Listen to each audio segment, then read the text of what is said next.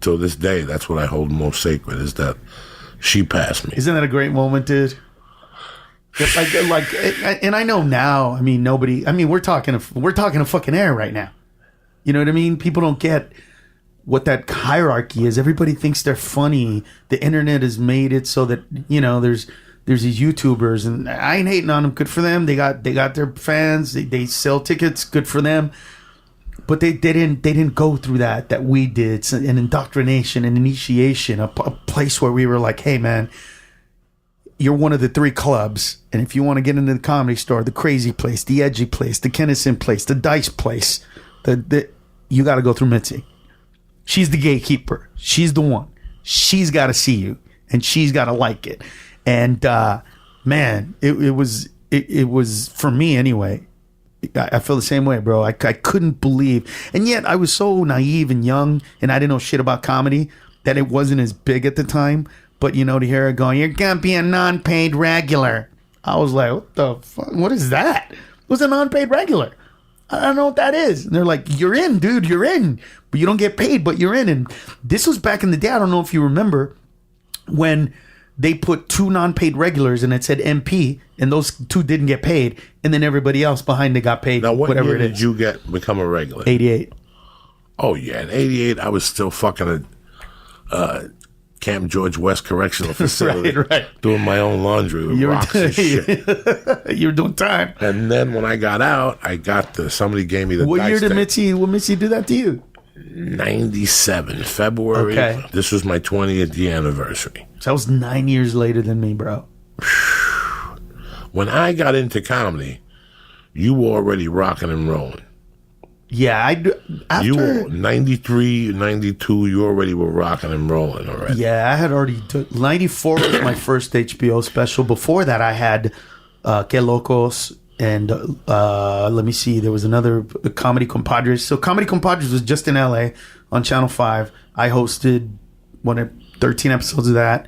Then a couple years later, I hosted that was Comedy Compadres. Then there was like Que Locos so then that was on television. You, Pablo. Oh God, it was Willie. Oh yeah, it was all the young guys. It was me, Pablo, Willie, all the guys that had 3 minutes. Like none of us.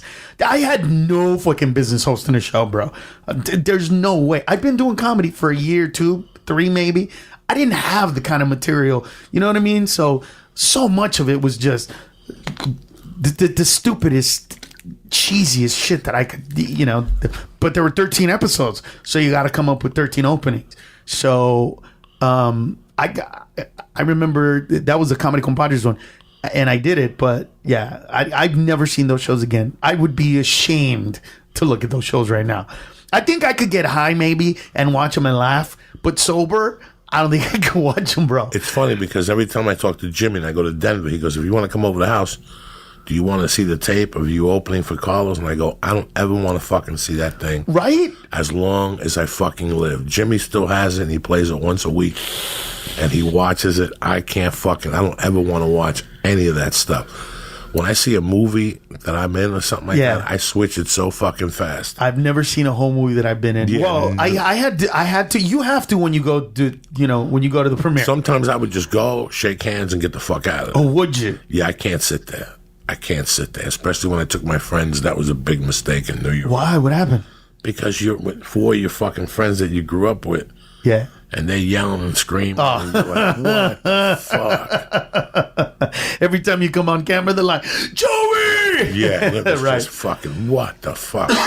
So now, 94, I meet you, and you had already the show on HBO. Yeah, at that time, I had done what was the name of that show? Loco Slam. And the first HBO special, and then the next one came out the next year. And then who was on Loco Slam? Pablo again? The same guys, bro. It was the same guys, except a little bit dirtier. You know what I mean? A little bit edgier. But that was the first time I put Juan Villarreal on TV. So that was like... So you knew Juan that long ago? Yeah, I knew Juan. Well, I met Juan right before I did that show. And I saw this kid. I was performing at a black club.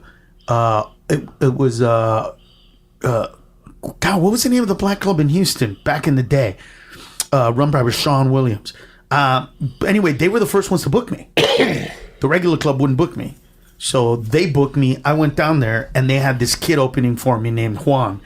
And that dude, just to this day, man, nobody makes me laugh like Juan does. Funniest, rawest talent I've ever seen in my fucking life. He's the guy that I say, watch him. This dude is what we can't be. He makes anything funny. I love watching him. So I told HBO, you got to put this guy on, and they fucking put him on right after Crazy Legs Fonseca, which was fucked up. You don't do that. You don't make somebody follow a guy with cerebral palsy. Could you imagine, dude? There's a guy that comes out and he's like, I want eating Cheetos, and the whole audience is going fucking ape shit. Right? Shit. They're going ape and shit. At that time, Fonseca was on fire. He was on fire. On fire. He was a good writer. Oh, fuck yeah. I woke up and my dick was orange, and we're like, oh, dude. What was his opening joke back then? I'm from Colorado. Wasn't it I woke up and my dick was orange? No, I woke up. I'm from Colorado, and we like to parachute. Or something to that effect. Oh, something that he was in a parachute accident. He was in a parachute accident. That's right. And he's like, fuck parachutes and all this shit. And you'd be howling, you know. He was killing it, though. Killing it. Dog, I met Fonseca in 91, and he had a dude that used to drive his van. Right. And the guy was a biker comic that his name was Toe Jam.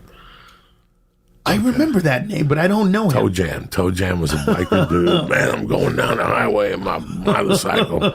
And all of a sudden, he's an MC, and all of a sudden, boom, I see him in the van with Chris Fonseca. And I go, see, when you see that, I was a doorman at Wits End. Right.